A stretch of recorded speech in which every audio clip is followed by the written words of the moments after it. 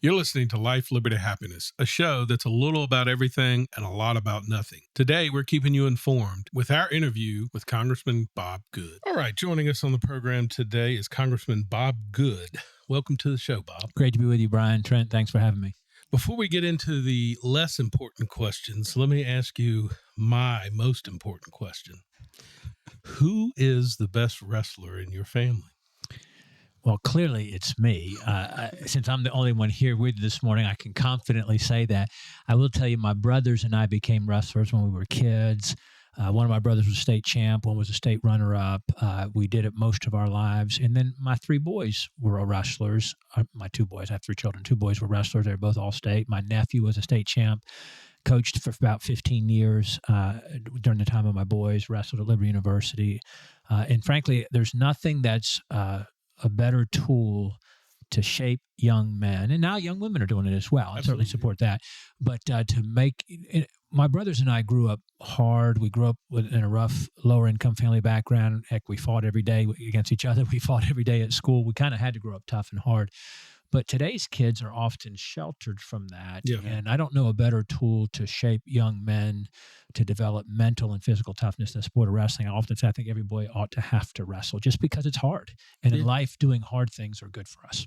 A little background, years ago, and I mean years ago, I had the privilege of working for your brother, Steve. Is that right? Yeah. Steve was a state champ. He probably never told you that, but Steve was a state champ. Well, that's why I figured you would say maybe Steve. But his son was a state champ. Yes. Yeah. Phenomenal wrestler. Yeah. But yeah, years and years ago at Billy Bob's Pizza Place. How about that? All places. I remember Steve at Billy Bob's. Yep. Yeah. I got to eat at Billy Bob's because Steve was running that show back. That's right. Yeah. 2 years back. So, but at the same time, I think maybe we should have wrestling matches with you and Jim Jordan as a fundraiser. Who's winning that match? Well, I'm a little bigger than Jim, but and I was a decent college wrestler, but Jim was elite. So we're going to leave that match unwrestled. Okay, that's perfect. So that I stay undefeated against Jim Jordan. Now, he was an elite guy, two-time NCAA champ, and he also beat the great John Smith, who was an Olympic champ, to keep John Smith at Oklahoma State won 2 national championships. Jim Jordan at Wisconsin won 2. But in one of those matches that Jim won, he defeated John Smith, kept him from being a 3-timer. And John Smith is considered by some to be America's greatest wrestler ever. Wow. That's how good Jim Jordan was. Oh, yeah. Holy cow. All right, well, let's dive into politics a little bit. Your first stint in politics would have been Campbell County? That's right. Why? What made you get in it's funny. The first person I called, and I won't say his name, but a local businessman in Campbell, just a friend who kind of had been involved in terms of supporting politics. When I called him to tell him I was thinking about doing that, he said to me, "Why in the heck would you do that?" Yeah. He said, "It pays you $7,000. You only hear from the people who don't like you and are mad at you. Why in the world would you do it?" But the truth is, ever since I was a little kid, I enjoyed following politics. I recognized the importance in our lives. I remember in the mid-'70s, following the Carter-Ford presidential election. My first time getting to vote was the second Reagan election in '84 when I was 19 years old. But I always knew that it mattered, and my wife and I always advocated, contributed, followed it, and I cared very much about it. But I never planned to go into politics, which I think is actually a good, healthy thing. I think one of the many things that's wrong with politics is it's filled with people who are ambitious, self-serving, prideful, and are in it for all the wrong reasons. It actually worries me a little bit when I meet a young person who says, "Oh, I want to go into politics." These people who've been in it all of their lives and pursued it for generally not the most noble or virtuous of reasons, not generally to serve or to help others, but it tends to be because they want to be something or whatever their thing might be. So I had no intention of going into it. After I graduated Liberty, I went to work in finance. I didn't know you weren't supposed to work in your degree, but I got a degree in finance and an MBA. And so I went to work with Citigroup for 17 years, and my wife and I moved around a little bit, and then had a chance to come back to Liberty where my wife and I had met, where I had wrestled there. She had cheered there. And a chance to come back to our alma mater in 2005 and took almost a 50% pay cut from Citigroup to come back to Liberty. So it wasn't a good financial decision, but we loved the school. We loved the impact it had on our lives, and we wanted to be part of the Liberty Lynchburg community. So we came back to Liberty in 2005 for me to work as the chief fundraiser the director of athletics development, one of the senior associate ADs, specifically overseeing the Flames Club, raising money for scholarships and athletic operations and facilities and that sort of thing, just at the time when Liberty was starting to explode about 20 years ago. And so, back to your specific of your question, in 2015, when I was 50 years old. So, it's funny, once you win an election, people call you a politician as a term of derision. And I've been called by opponents, career politician. Well, if I started at age 50, I guess that would be a bit of a stretch. But I was asked by others, friends and neighbors, to run for what was an open seat in Campbell, where we had a chance to flip it to a conservative board to reflect the conservative community. It's kind of a 70% Republican community. And my wife and I prayed about it, tried not to do it, tried to find somebody else to do it, because my job at Liberty, when you work in college athletics, especially at Liberty, it's a campus that never sleeps. There's no spring break, fall break, summer break, winter break. It's just 24/7. And then when you do fundraising on top of it, it's nights and weekends and it's events and it's travel. And I loved it. I thought, gosh, how do you tack on to that being a county supervisor and do a good job? So we tried to find somebody else to do it. We couldn't. And so finally, after we prayed about it, we had a piece about doing it. So I ran in 15 and then term limited myself in 19 and just didn't have a piece or desire to run again. There's a very unusual thing in politics. Confident would have overwhelmingly won re-election, but just didn't feel a piece about running again in 19. So I made an announcement early 19 that I wasn't going to run again. I had a neighbor down the street where we lived in the Hunter's Mill section of Campbell County, who wanted to run, and we just deferred to him, said we're not going to run. And I didn't make some grand declaration. I'm out of politics. I'm never run. It's just not running again. Had no intention to ever run again. And had some folks encourage me to look at state, but didn't have a desire to do that. How do you go off to Richmond for 2 months at a time? I couldn't leave my job and do that. I admire and respect the ones who were able to do that. So thought that I was finished, but the Lord had other plans. Yes. It's amazing how sometimes that happens. So let's stick on this for just a second, because it's one of the things that I'm passionate about. How do you, with you being involved in athletics and fundraising, how do you get to local boards to increase funding for athletics at the school level? Mm-hmm. It's something that I've tried for many years now and can't seem to get rolling. But I think athletics is extremely important in education, but for some reason it's always cut first whenever. How do you see that? That's a great question that I've never been asked, Brian, that I could not agree more with what you're saying. Having grown up as a student athlete and having continued as a college athlete and then as a coach and invested in young people's lives on that with the privilege of being involved with coaching wrestling, I agree. I think that athletics is unique in its ability, again, to teach life value. I mean, if you think about life, whether you're speaking in a spiritual context or even just a temporal context of the lifespan, mm-hmm. Life is really about doing today what you should do so you'll be glad later instead of doing what's easy and comfortable today. Yes. So take academically, you study today hoping to get a good grade later, or to get an education for a better future. You work hard today because if you work hard, you can save some money, or you can provide for your family. Or if you work hard today, you can hopefully get a promotion or an opportunity for greater responsibility. And athletics is like that. You practice and you train and you discipline and you sacrifice, which is critically important life lessons. And you learn to work in something bigger than yourself, a team. Mm-hmm. Unity, togetherness, those kind of things. You just hit something. We have a kid in our family mm-hmm. that had not done sports and decided he was going to go for JF on the wrestling team. Mm. And I overheard his coach tell their team, "When you think you can't, you can." Mm-hmm. Man, it's just right up. That's what you want young kids to hear. I use what I learned in wrestling and life so much. Plus, sports teaches you life is not fair. Correct. To a large degree, or to some degree, you get what you put into it. And so, but the value is the journey. It's not and I tell the kids very often, it's not the trophy or the medal or the whatever that you won. It's what you went through to win it. Absolutely. Or to be the best, and you may lose, but to be the best you can be. It's the journey and the sacrifice and the discipline and the perseverance and the toughness that you build that translates, because we never until eternity. We never reach sort of the goal or the end game or whatever. Life is a journey, and success is a journey.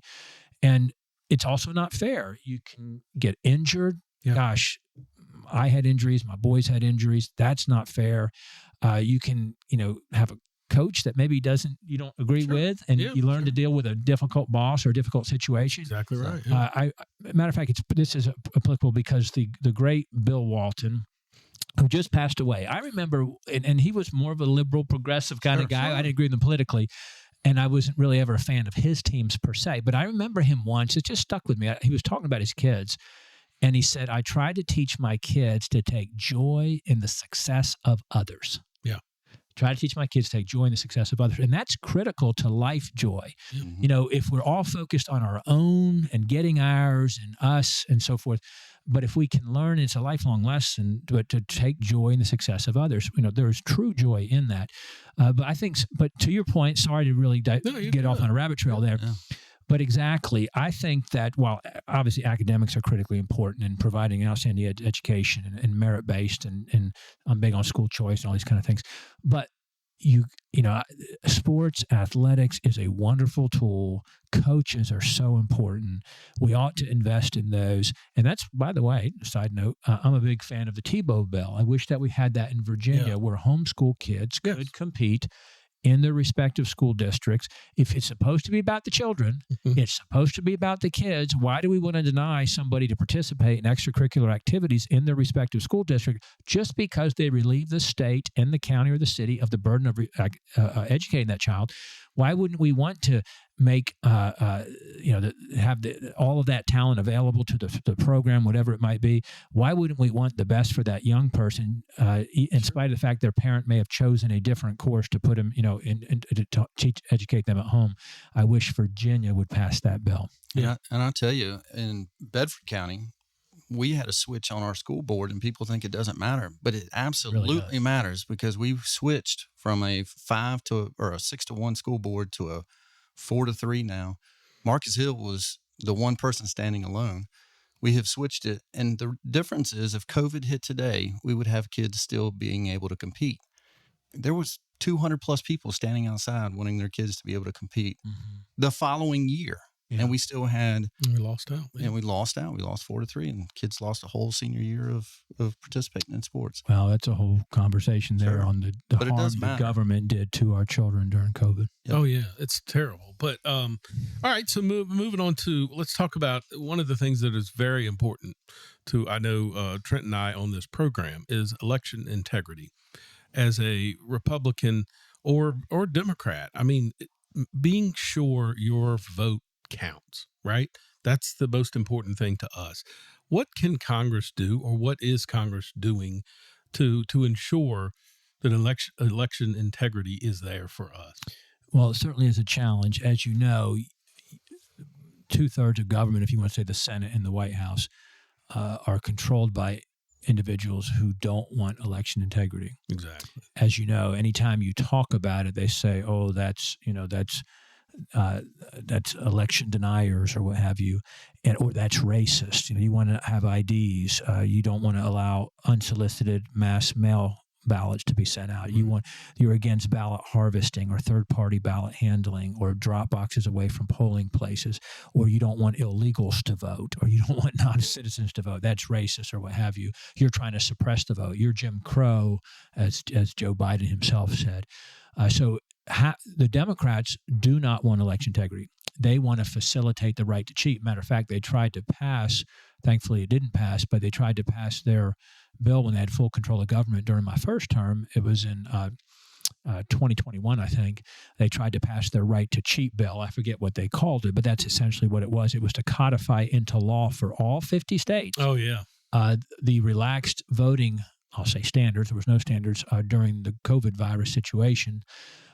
And so the Dems absolutely resist our efforts to do that. Now, that said, it's a 50-state solution, and we don't really like that, because we'd like to be able to wave a wand and fix it at the macro level.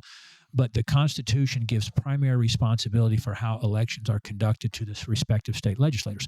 One of the reasons why I objected in January 6th of 21, my first couple of days in Congress, to those half a dozen states. Now, we only had 2 states where we had senators object with us, so that several of us rose and voiced our objection to all 6 of those states that were in question, Nevada, Georgia, Arizona, Pennsylvania, Michigan, and Wisconsin, was because the questionable votes exceeded the supposed margin of victory, and they didn't, in those respective states, you didn't follow the laws that were on the books from those state legislators, and you had non-state legislators change the voting procedures in the name of COVID such that it felt like it was unconstitutional. So anyway, all that said, so while we would like, if it's a conservative government doing conservative things, a part of us would like, okay, let's federalize and change election law, let's have Congress do it.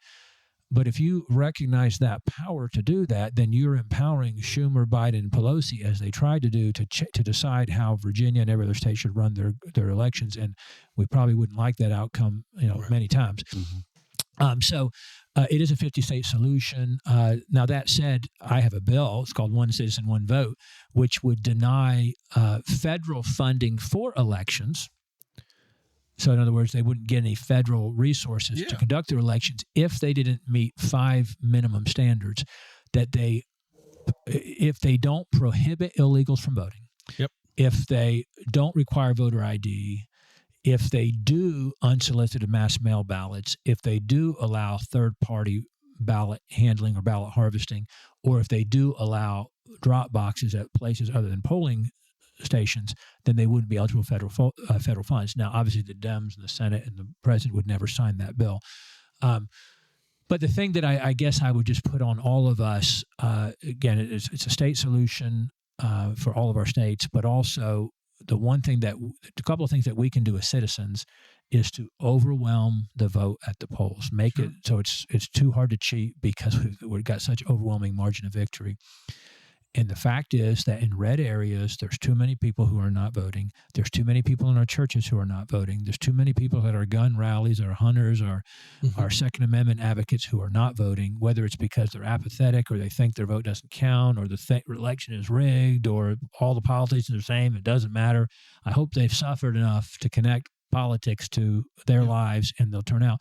The other thing is people to be engaged in the process as poll workers, poll watchers, election challengers, that sort of thing. We got to have a ground game that's superior come November. We're never going to out-cheat the Dems because our party is the party of the rule of law. Absolutely. And we have integrity. And not to say we're perfect. Obviously, we're made up of imperfect people. But the Dems, the ends justifies the means, and they're trying to already rig the election by trying to keep the president off the ballot or trying to put him in jail. Sure. This suppression of information, the collusion with big tech to control information, the weaponization of the government against its citizens, and they're going for broke because they know their goose is cooked if we can prevail with both houses in the White House in November. Well, we talk about it on the show all the time about somehow, some way, technology gets better and better, but somehow it takes longer and longer for elections, for the votes to be counted now. But not in Florida. Yeah, that's incredible. It's amazing. In Florida, you got the third most populous state, and they can have the results very quickly in a purplish state. People think it's a red state. Yeah. This is the hanging chads of 20 years ago. That's Purple. right. It's not that long ago that we had a Democrat governor and Democrat senator in the state of Florida. But Florida can do it. But Arizona, it takes days. And California, they were still counting Garvey. And it was 8 weeks later. They were still counting the primary vote. I mean, they are conditioning us, right, so that it takes much longer. Yeah, I mean, my whole adult life, it's never taken this long. But this year I'm worried that what happened in 2020, I have not seen that it's going to be any different. I mean, maybe I'm wrong on that, but is ballot harvesting still happening? Is drop boxes still happening? It's very scary, and we're right to be concerned. If we don't have election integrity, we don't really have anything. I do think there's been improvements in some of these states, and I certainly hope and pray that is the case. Virginia seems to be better than most. Yeah. But I've tried to push for the House committee that has jurisdiction. I'm not on that committee, but the House Committee on Administration has jurisdiction for election oversight. I've tried to help connect that committee to some individuals who are at the forefront of the election integrity battle, particularly as it applies to machines and the security and the integrity of our voting machines. And so I'll just leave it at that. There's so much to be concerned about there. I'll give a sports example because that's what we talk a lot about. Sure. But it was amazing to me when I watched the U.S. Open that they were so accurate. I remember it was a couple of years ago. They were so accurate on the calls. And, they used to do the camera thing to show that it was always right. And they even had a judge that would yell out or in or whatever. Right. And all of it, I realized later, all of that was mechanical. It was all, so it was controversial at the start, but then all the players that were for it and the players that were against it realized when it was a level playing field and it was all automated, they loved it because they know it's right. Wanted to be right. They didn't, it threw out and both sides, I don't understand why this is even a controversy. Once it's fair, but when you can't win on policy, I guess it tells you everything you need to know. Yeah. That they don't want it to be fair. They don't want integrity, but they also want to utilize every opportunity to make everything about race, which is racist to suggest that minorities can't get exactly. IDs. They would want it. It is a racist thing, obviously, to say that, and that's an 80% issue. 80% of Americans want election integrity. Yeah, exactly, 100%. But as a Republican, it's so you touched on it earlier about. I mean, you do as a Republican, you feel like you're constantly battling the party within itself to make sure we are we have integrity within the party. That seems to be a fight constantly, and it's a fight that I love. At the same time, there's so much frustration that when you see 2016 happen, Trump wins, and within days they're announcing, Russia, the collusion. Committees that are going to look at the collusion and all this other stuff. And we spend 4 years of that. People go to prison. And then, we're looking at the other side of, okay, we know that, Hillary Clinton and all the stuff that they did and nothing ever happened. So it does get frustrating as a voter to see. But at the same time, you understand we're trying to do bigger and better things. But at the same time, this stuff keeps happening, and it's like, when will we start winning? And I will say with this group, the Jim Jordans, all of them, it seems to be we're finally at least fighting a fight. At least we hear people like you saying the things that you're the first person I've ever donated to. And you don't even know this. But when you did what you did with Kevin McCarthy, I was like, I am so tired of the Kevin McCarthys that were running things that say everything you want to hear. Yeah. Then get elected and do nothing that they said that they want to do, except when the third year rolls back around, or the second year rolls back around, they start saying it again. Yeah. Or say enough about the other side that makes you think. And I'm just tired of that. And you are not that at all. And Matt Gaetz and you and the leadership, the Jim George, those people are it might be a groundswell, but like you said in wrestling, you got to build it so you become something. And that's why are big fans of yours. Thank you for that, Trent. That's a tremendous compliment on your support. And actually, a lot of our supporters and donors over the past 4 years or so since I started this journey, we were the first person they contributed to politically. And I think it can be demonstrably shown that I have not done what is best for me politically. In the things that I've done since I've been in office, and I have the scars and the attacks and the enemies and the opponents and the money being spent against me accordingly, that I've done what I believe was right. I've done what I said I would do. I stand behind everything that I've done since I first started to run for office in Campbell County 9 years ago now, and then for Congress almost 5 years ago. And if I was looking out for my reelection or for Bob Good's political career, I would do things very differently. But I'm already an old guy, but I don't plan to grow old in Congress. Well, Much older. Okay, so people that don't know the 5th District, the history of the 5th District is phenomenal. I mean, when you just punch it up and you start reading about the 5th District, I mean, you have the very first congressional battle is James Madison and Monroe, right? Yeah. So you got the 4th and 5th president eventually racing against each other for the seat that you're in. That's right. I mean, there's a lot of history. It feels like that kind of battle now. I mean, honestly, where you should be the safest of all people, and then yet you have a campaign that is attacking you, on which the ads are amazingly, and I won't say effective. When I go down the road, I'm like, how could you be attacking Bob? I mean, you'd be the last to make it sound like you're not right enough is preposterous. Where is this campaign against you? Is it the Kevin McCarthy? Is it the Donald Trump DeSantis thing? Do you have any thoughts on? Well, so on the 5th district, I'll just touch on that for a second, then go to the politics of the day. But you're right, to have a district that was first represented by James Madison, our 4th president, the primary author of our Constitution, to have ties to Thomas Jefferson. Obviously, Monticello's in the district. Poplar Forest is near here, right in the district. We've got ties to Patrick Henry with his home, Red Hill, which I was just at for a naturalization ceremony just a week or two ago.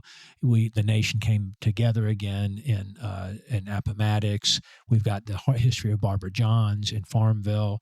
I brag to my friends up in D.C. that we have the most historic of districts and the most historic of states, and we are really the center of the founding of our country. Mm-hmm. The politics of the current politics today, you've got a combination of things. To your point, how did we get to where we are?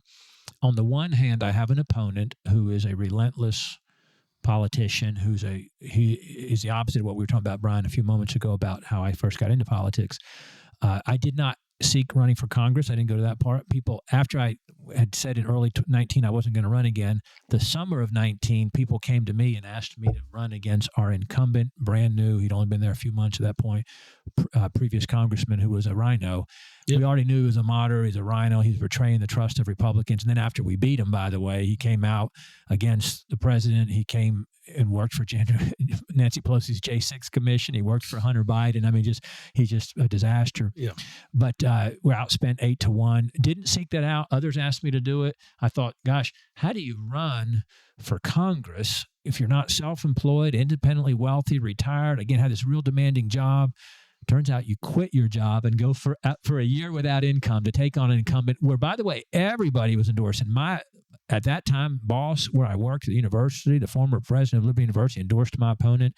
Oh, wow. President Trump endorsed my opponent. Yes. Kevin McCarthy endorsed my opponent. I was outspent 8-1. Somehow, Lord's grace, with a lot of hard work from a lot of people, we won that nomination contest. And then in the general, by the way, in 2020, if you remember this fellow named Cameron Webb out of Charlottesville, the Dems had their dream candidate. They thought he was a doctor, lawyer out of Charlottesville, sharp guy. They thought this is the next Obama.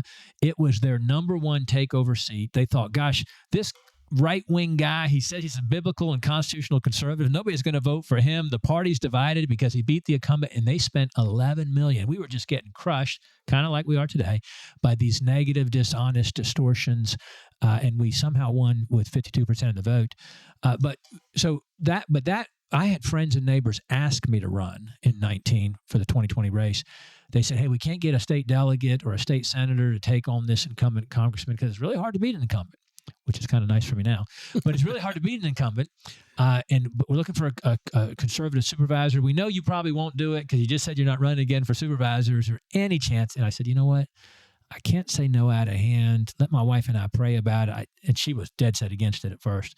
But we just felt the Lord open the door and lead us. And we said, if we lead it open, we'll go through it and end up quitting my job. My opponent's very different. Again, I've run for two things in my life, neither of which did I seek out. I was 55 when I got to Congress or got elected the first time. And my opponent is a perpetual candidate in search of a race. He's run for as many as 4 things within a 12-month period. He tried to primary me 2 years ago when he found out he was running against Spanberger again in the 7th district. Then he found out he was in the 5th district, so he tried to primary me, didn't get much traction, missed the filing deadline, runs for state senate, asked me to support him. I'm like, I don't support people who primary me. He lies during the primary race for state senate, saying he won't run for Congress because some people suspected he would. He lied to multiple people. He could have never won that nomination if he didn't run against me. If he had acknowledged he was going to run against me. And so then he has an uncontested race last November in the general. So we knew he was really covertly running for Congress when he was running the general race. And then, of course, after he wins, before he's sworn in, he declares for Congress. So you have an ambitious, self-serving individual who will do or say anything to try to win a race and to reach for the next rung on the political ladder. And I think he's underestimated how people view him. That combined with, yes, how did we get here? You've got enemies in D.C. who, when you take on the establishment, the status quo, and you disrupt, They got a cabal there. They got a system that works for the uniparty that doesn't work for us. And they think they got a good thing going, and it's all about getting elected and reelected, and don't challenge the status quo. And so when you do what you mentioned a few moments ago, Trent, and you take on the former speaker, and you challenge your own party when it's wrong, and when you believe that the things we campaign on, the things we say should be more than just every 2 years talking points or slogans, we ought to actually do that. Most of Washington, on our side even, they run as conservatives, they vote as moderates, and they go back and lie to their constituents about what they're voting on. Because you can take a 1,000-page bill that's $1 trillion and talk about some good sounding things that are in there. Exactly. Or when you vote against it, as I have, my opponent can take that and say, "Oh, he was against these things that sound good in there." Yes. They don't, he doesn't say Bob voted against climate change. Bob voted against LGBTQ funding and transgender funding and abortion funding and DEI and CRT. Oh no, he voted against something that sounds good. And that's the old trick. They're going to slip something in there that then they can campaign against you because you would have voted against the bigger bill. And it's so obvious, but those ads are effective. They're effective. I just hate. And I will say my race is much bigger than me against my opponent. It literally is the establishment swamp trying to take out the chairman of the House Freedom Caucus. Really, it's an attack on the House Freedom Caucus, the ones who are the fighters, the ones who are the warriors, to say, you know what? Don't try. We'll take you out. We'll make an example of you, to scare off this kind of thing going forward.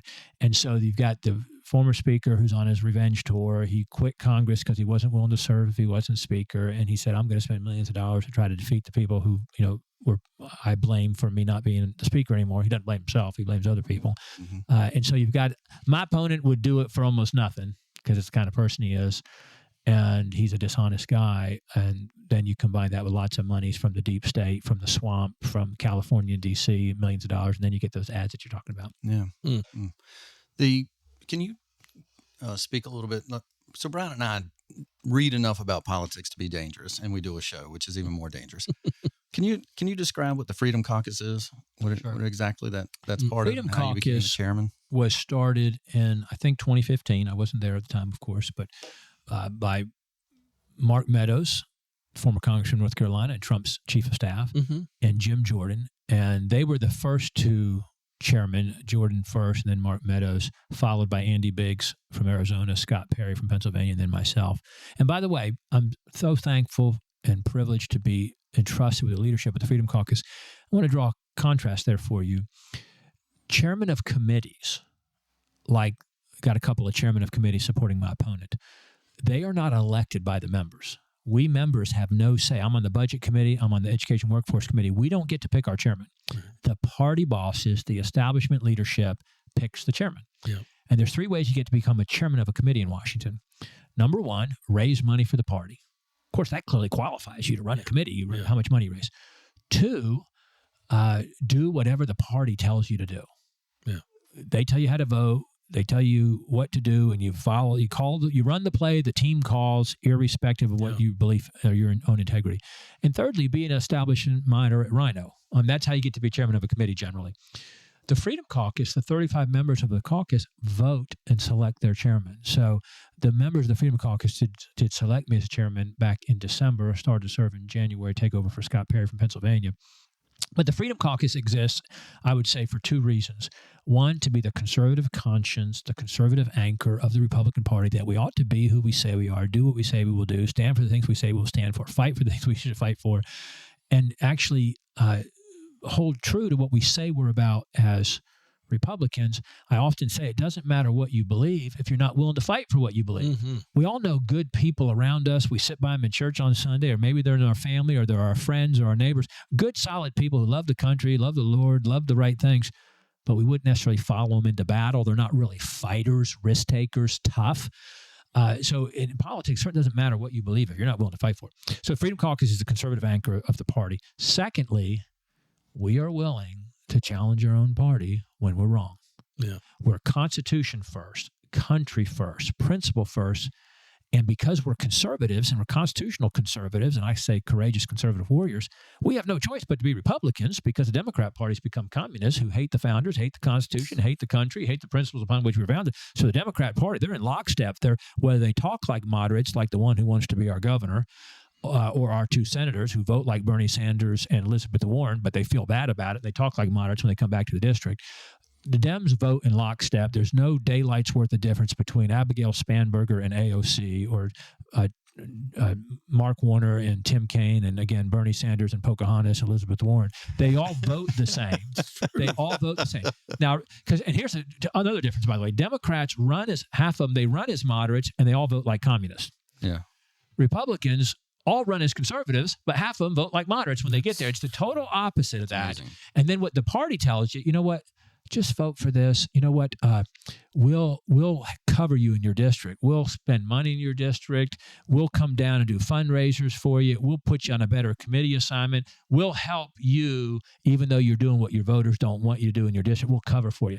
And they hate the Freedom Caucus because now, especially where we can go straight to the public through communication channels, we expose them. We name and shame them. And they get mad at me for telling people how they voted. I'm like, if you say that's good for your district, because you should want people to know how you vote. I'm just trying to help you. Yeah. And matter of fact, you can tell all of the voters in my district how I voted because I stand behind what I did and I want them to know it. Why don't you want the people in your district to know how you voted? It really is incredible, but they hate us for it. I know. And I'll tell you, I took the free class from Hillsdale on Constitution. Of course, it'd be the free one. I should sign up for that one.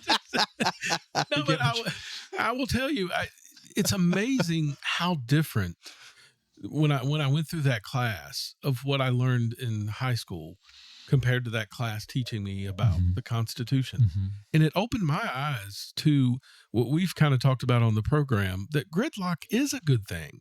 We need to be ironing out these bills so that it is good for everyone and not the left or the right. And we're working, and we shouldn't be passing. The less you're passing, the better off we are. You are exactly right. I got to tee off on that a moment. You're exactly right, Brian. Chip Roy, my friend from Texas, who's one of the most effective members of Congress, maybe the most effective in my view, but we were talking about the First Amendment. It was at a rally we were doing in Charlottesville just a couple of weeks ago where we had 150 people turn out on less than 24 hours notice. We literally, at our rally in Charlottesville, which is the bluest part of my district, but we had 150 people turn out on 24-hour notice, which literally is a larger crowd than the cumulative amount of people who've come to all the, quote, events my opponent has had in 7 months, by the way. Wow. He's kind of run the Biden basement strategy. He has no events and has nobody come out for him. But Chip Roy said it, and I'm giving him credit. Sometimes we steal stuff. We don't give each other credit. But he was talking about the First Amendment, and he says, Congress shall make no law. He said we should have just stopped right there. Period. And of course, it goes on to say respect or establishing religion or prohibiting the free exercise thereof. But you're right. When we get criticized sometimes that this Congress has been one of the least effective, we've not gotten, you should say, good. Praise the Lord. Thank God for that, because the less we do, the better, especially in divided government. And so when somebody says that to me, oh, you guys aren't showing you can get things done, you can govern, you guys aren't, and I say to them, okay, recognizing that Chuck Schumer runs the Senate and Joe Biden is in the White House, tell me what you wish we did more of that Chuck Schumer and Joe Biden would agree to. It's going to take up. No. Now, next year, God willing, we've got Trump in the White House, a Republican Senate, and hopefully an expanded House majority. Then we would justly deserve criticism that Republicans aren't delivering if we don't. But in divided government, you want us saying no to Schumer and Biden. Correct. Because we don't have the ability to overturn a lot. Now, where we are failing, it's just the opposite of what they want. We ought to be passing Republican stuff out of the House and then having a fight with the Senate and the White House. Instead, the previous speaker, and I'm sad to say the current speaker, what they do is what they've done is they decide, okay, what will the Senate take? What will the White House take? So we can keep the government open, because we can't, shut down the very government that's destroying the country, by the way. So let's pass out of the House what the Senate and the White House will agree to, so we have a seamless transition and no disruption, because we love government and government is so great. We got to show we can govern and get things done, no matter how harmful it is to the country. And so the Freedom Caucus, back to Trent's question, has existed to fight that, or does exist to fight that and to expose that and to say, no, we ought to actually do Republican stuff. And the House is responsible for what the House does. We're not responsible for what the Senate and the White House do. And better to shut down the government, if necessary, to force a fight over the border. Why would we fund the border invasion that we campaign against? Why would we fund the policies that we ran against? Why wouldn't we demand the Senate meet us halfway and say, you know what? If you won't meet us halfway, and we'll have some give and take because we only control one house, then doggone it, we're not going to fund the government because we have the power of the purse. But too many are cowards, absolute cowards. And, oh, no, we'll fight next time. Exactly. Yep. And unfortunately, next time never gets there. Well, I'm glad you brought that up, because let's talk about a fight that, well, not really a fight, but the Freedom Caucus. You guys, you seem to always like try to make it right. And so Marjorie Taylor Greene, tell me a little bit about how this, she gets, I hope I'm wording it properly, but basically ousted out of the Freedom Caucus, right? So is that a conversation that you guys have? Hey, you're not falling with what our principles are. Is that how this? Well, Brian, the only thing I know to do is to be real. And I'm the same person publicly and privately. And if you're just consistent and tell the truth, then you don't have to remember who you told what. So yep, exactly. When the gentlelady from Georgia came to Congress, we came in as freshmen in 2020. We both elected and started serving January 21. We were aligned, conservatives both, fighters both. But something happened a year in. And I won't try to explain it or understand it or defend it, but she made some kind of a deal with Kevin McCarthy. Mm.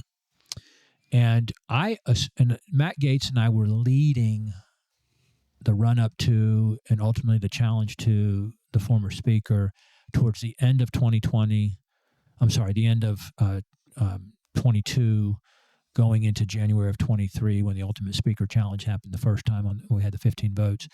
And I assumed she would be with us in that challenge because she had also run as a disruptor and challenged the status quo and anti-establishment and change and so forth.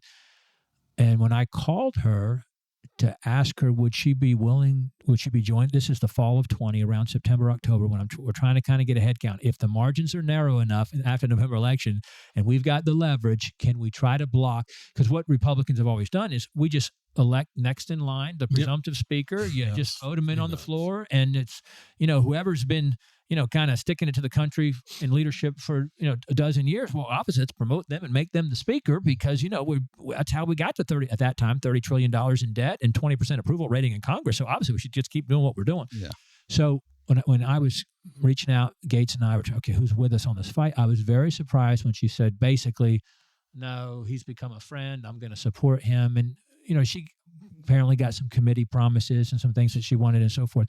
I don't know and don't understand it. And so she was against us in the January of 23 when we were challenging the previous speaker.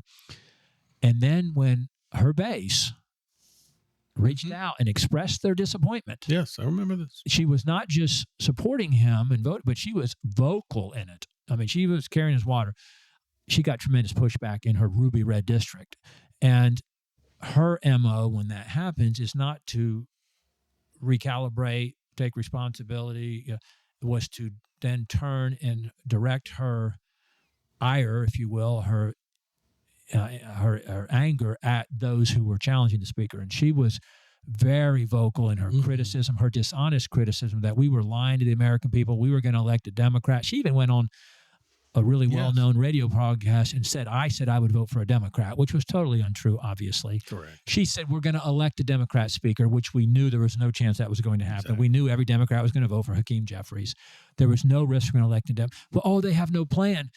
You couldn't have a direct plan because the way the swamp works, you cannot raise your hand and say, I want to be speaker, as long as there's a chance and the presumption that the majority leader or minority at the time was going to be speaker, because if you were part of the overthrow, there was no chance you were going to be speaker. So you had to lay low and wait until the deal was done, and then we had a contest. So, and anybody we thought should become speaker, once we named them, there was no chance. So you had to be covert, you had to be discreet, and just try to block it. And ultimately that led to some changes to rules and processes, which were healthy and which were good. So anyway, that's what started the strain with the Freedom Caucus. Then in the summer of 23, she just continued to attack members publicly that were in the Freedom Caucus, and it was clear she wasn't with us. And so ultimately we voted her out of the Freedom Caucus. And so since that time, she's had a personal vendetta against me. She's in your She hates me. Against you, yeah. If you think about the inconsistency there, kind of her closest, I'll say ally, she's kind of an island to herself, but her kind of closest ally in the Congress is probably Mr. Massey.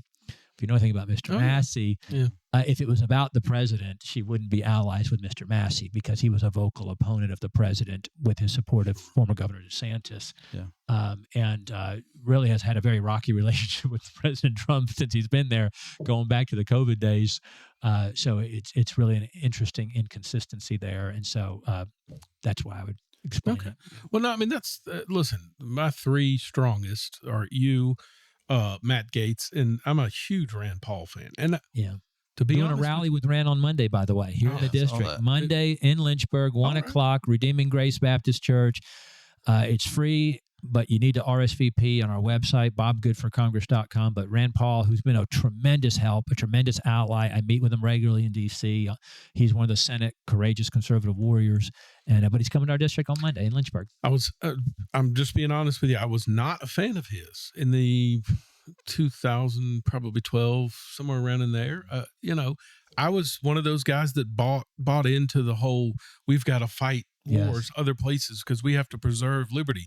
I was that guy. I was holding the George Bush. Yes, that guy, I was all of that. And Rand Paul's just steadfast in his beliefs slowly got me just moving forward, this is right. He's excellent.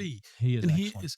He is as bad as Trump was on the debate stage of just humiliating Rand Paul. He really did. But Rand Paul, to his credit, effectively led and helped, I think, Donald Trump do a phenomenal job on foreign affairs. Yes. And I think a lot of that came from Rand Paul. And Rand Paul became a huge supporter for Trump. He's a hero. He really is. He's one of the strongest, I would say, top 2 or 3 senators. He knows the Constitution. He's highly principled. He was ahead of his time, as you're right. And most Republicans have come around to realize that Rand Paul was right, is right. And we're so thankful to have his support. Speaking of people that are running and Republicans and that type of thing, like I said, Brian and I feel like we're astute and keep up with things. And I went to one of your rallies and it said, we since they laid the rules, live by the rules they've given us, go vote early. I was like, yeah, you know what? I'm going to go do that. So, and then tell my friends to go vote early. And I know I want to elect you there, so I'm going to go and go take care of it. And then I wasn't even aware of the districting lines. I know in the 5th District, you have Danville, you have Lynchburg, Charlottesville. I live in Forest. So you have us. And so I go there, and then all of a sudden I look down and I say, we have people running for Senate, right? We had 5 or 6 names running for Senate. And I was like, didn't even know. I'm not even informed. I have no idea who to vote for here. I don't know what to do. So I didn't put a check mark down. I asked Brian later, I said, since I didn't vote, can I go back and do a second one? Go vote for me a second time. Yeah, there you go. So I mean, you're in the know. Have you made an endorsement for the primary? Yes, I've endorsed Scott Parkinson out of Northern Virginia. He's a good friend I've known for about 5 years now. And I'm not against any of the candidates. I think we've got a good group, but Scott Parkinson is who I've endorsed. But it does tell you the challenge of running statewide. It's a challenge to have the resources and the name ID to inform everybody across the state because these guys have been running since the end of last year anyway. Certainly, probably some of them for a full year now. But obviously beating an incumbent is a challenge in the Senate. You've got Kane's got millions of dollars. He has an image as a moderate to some ill-informed people, even though, it was Hillary Clinton's running mate. And again, his voting record mirrors Bernie Sanders and Elizabeth Warren, and before that, Kamala Harris when she was in there. But some people think he's a reasonable moderate because he acts like that when he's in the Commonwealth. So we do have 5 candidates, and I've endorsed Scott Parkinson. Very good. Will we ever get something I talk about with our family?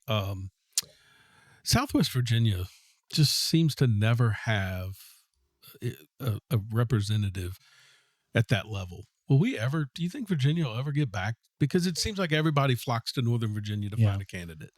Well, it is true. As I think through these candidates, I believe 4 of them are Northern Virginia, and 1 of them is Virginia Beach. And again, I'm supporting Scott Parkinson. I think he'd be excellent. We're aligned on values and principles and so forth.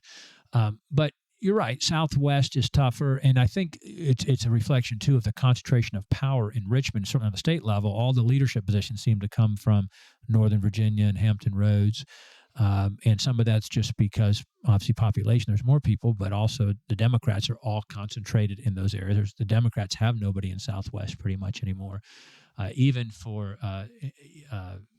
But yeah, you're exactly right. Well, I thought it was effective when Glenn Youngkin ran, that he actually did something that a lot of them don't. They do not focus on Southwest Virginia. And yet he came many, many times. And it was on election night, you could see that paying off for him, especially in the Blacksburg area and places like that. And so I'm wondering if it is a shift coming, that while we're not going to have that power that we used to have way back when, I mean, for even though he was a state for the longest time, we had the Bedford area had Putney, that was a massive, influencer for this area. I do feel like we at least now have, even though it's not a loud voice, we at least have a voice. And you're coming to Lynchburg with Rand Paul and things like that. It does help us feel like maybe they are listening, Yeah, you're right. I would submit that one of the reasons why certainly Governor Youngkin did win and why we won statewide in 21 was because the turnout in Southwest in the 5th and the 6th and the 9th district was 90%. I mean, it was like coming out for him like nine. I mean, it was incredible, the turnout and the margin of victory in those areas to help offset the more blue-purple areas around the state. And that's what happens to us. We're just assumed, we just have become, well, we know we're going to be red. It doesn't mean anything. And I like what Charlie Kirk is doing, Turning Point down in Arizona, chasing ballots. That's what they call it. They're making the people that just assume, we were going to, our county is going to be red anyway. Yeah. Is to go get those votes. Your votes matter. Every single one of them matters against what's blue. But across the state, the lesson there is in 22 midterms and in 23 state midterms, the Reds didn't turn out That's exactly like right. They did in 21. Exactly. And that's why we didn't do as well as we'd hoped. Yeah. Yep, that's exactly right. June 18th is approaching quickly. 20 days. What can our listeners do? Where do they need to go to show their support, contributions, things like that? Thank you for asking. There's a number of ways people can help. First is to Trent's point, go vote now. Go vote early. During normal business hours, you can vote at your municipal center, at your registrar. Depends on your county exactly where that is. But something can happen election day. You can be called out of town. You can have a family emergency. You can have a health situation. And despite your best intentions, you don't vote. So while I think it should be election day, that's what the Constitution says. Unfortunately, the law in Virginia is 45 days. So my wife and I vote early. We don't vote often like Democrats, but we do vote early. And so please go out and vote now. We'll have Saturday voting on the 8th and the 15th, not this Saturday the 1st, but the next 2 Saturdays, if that's more convenient for you. But please vote early. Secondly, we do need your help. We're being massively outspent by the deep state, dark super PAC money. We have raised more money in our campaign than our opponent has. Not overwhelmingly more, but we've raised more. We've raised maybe $1.2 million to his $1 million or so. We've gotten more than 10 times the number of donations from the 5th district. He literally got 11 donations in the first quarter from people in the 5th district, where we received over 1,000. So the grassroots are behind us. We are going to win this. The ground game is far superior for us. The volunteers are far superior. The door knocking is far superior. The local officials who are supporting us, the GOP leaders, the grassroots, as well as the local electeds, are overwhelmingly for us. That's something that doesn't show up in DC and on the headlines or in the media. But we do need their help at bobgoodforcongress.com. They can contribute. Everybody can contribute a little bit. Now's the time to do it because it's 20 days out. The earlier you do it, the better we can use it to impact the campaign with a couple more mailers, a couple more ads. Secondly, put up signs. Contact the website. Say you want a sign, put up a yard sign. Volunteer to make phone calls, to knock doors. Again, it's only 20 days to do it. Volunteer to work the polls and give out we will have far more ground game there, giving out voter information, voter guides on election day. But if you don't want this seat bought by the D.C. swamp, by the California D.C. special interests, it was Eric Cantor, the former majority leader who Dave Bratt defeated, who took my opponent to D.C. to show him around and introduce him to the Rhino Swamp establishment. By the way, very different, and Brian kind of touched on this. The people supporting me, they come to the district and campaign with me. Chip Roy, Matt Gates, Andy Biggs, Eli Crane, Andrew Clyde, Mark Meadows, and so forth, the people supporting my opponent, he cannot bring them to the district because he doesn't want people to see that the people who vote the wrong way in D.C., the establishment moderate rhinos, are who he would vote like if he ever got to D.C. Yeah. But so we need people giving out the information on election day, working the polls. I trust the people of the 5th District. I received in 2020, the first time I ran, the most votes any congressional candidate has ever gotten in the history of the 5th District, 210,000 votes. In 2022, in a midterm, while the gross numbers were not as high because it was a midterm, not a presidential year, we got a larger margin of victory. We went from 52% to 57%. I'm not entitled to a nomination. It belongs to the people, but I trust them. I don't believe they're swayed after 3.5 years by negative ads or endorsements or whatever. You know, if after 3.5 years, they need to figure out who's endorsing me, decide if they're supporting me, or if they're going to watch a TV ad that says, you know, Bob's been fighting for the border for 3.5 years, I thought, but this ad says he's for the border invasion. Or Bob's a little conservative leader in Congress who leads the Freedom Caucus, and he's done what he said, but, you know, this ad says he's a rhino.